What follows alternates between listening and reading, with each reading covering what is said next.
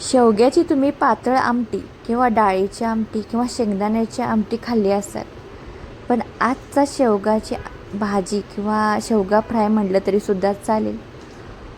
नवीनच रेसिपी आणि नवीन चव, खूप सुंदर अशी चवीला ही शेवगा फ्राय झालता.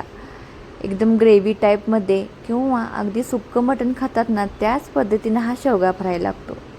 तर काय केलं आहे, शेवग्याची शेंग घेतली आहे, शेंगा घेतल्या आहेत, त्या कट करून एक 50 ते 60% शिजवून घ्यायच्या आणि शिजवून घेतल्यानंतर फोडणी द्यायला घ्यायची.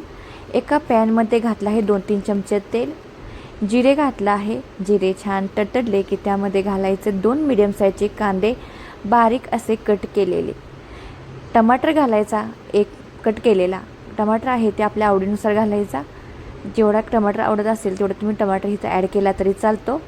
अगदी नवीन पद्धतीची रेसिपी आहे, तुम्हाला खूप आवडणार. त्यामध्ये घालायची हळद, घालायची चवीपुरते मीठ, घालायचं थोडासा सांबर मसाला घालायचा आणि किचन किंगचा मसाला घालायचा. लाल तिखट घालायचा, म्हणजे चटणी, आणि सर्व साहित्य छान असं तेलामध्ये परतून द्यायचं. ह्यामध्ये कुठलाही गरम मसाला कमी प्रमाणामध्ये ॲड केला आहे.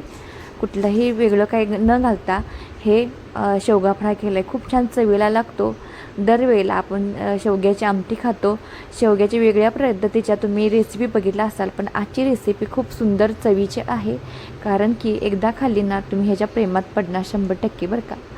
तर असं बिना चपातीचं भाजीची कोणती भाजी खायची असेल तर नक्कीच हा शेवगा फ्राय ना ट्राय करा.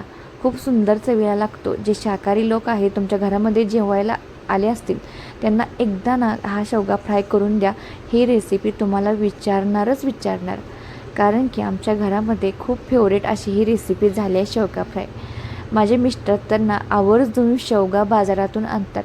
कितीही महाग झाला तरी घरातली लोक तुमच्याकडे हा शेवगा फ्राय करून मागणारच, कारण एवढा छान सुंदर होतो. तर हा मसाल्यामध्ये शेवगा आपण 50 ते 60% शिजवलेला शेवगा छान असं फ्राय करून परतून घेतला. ह्या मसाल्यामध्ये थोडंसं पाणी ॲड करायचं किंवा लाल तिखट शिजण्यासाठी पाणी उपयुक्त पडतं. त्यामध्ये घालायची हिरवीगार कोथिंबीर. अगदी 10 ते 12 मिनटामध्ये हा शेवगा फ्राय तयार होतो. ह्यामध्ये जास्त काटछाटसुद्धा नसतो किंवा मसालासुद्धा करायला जास्त गरज नाही. त्या साहित्यामध्ये, घरातल्या साहित्यामध्ये छान असा हा हॉटेलसारखा शेवगा फ्राय तयार होतो. तर तुम्हाला आधीच सांगितलं की चपाती भातावर खाण्यापेक्षा असासुद्धा छान हा शेवगा फ्राय लागतो. तर बघू शकता अगदी तर्रेबार शेवगा फ्राय तयार झाला आहे. एकदा नक्की ट्राय करा.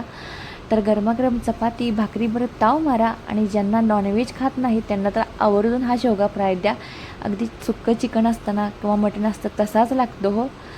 तर ड्रमस्टिक फ्राय असं म्हटलं तरी चालतं किंवा शेवगा फ्राय. धन्यवाद.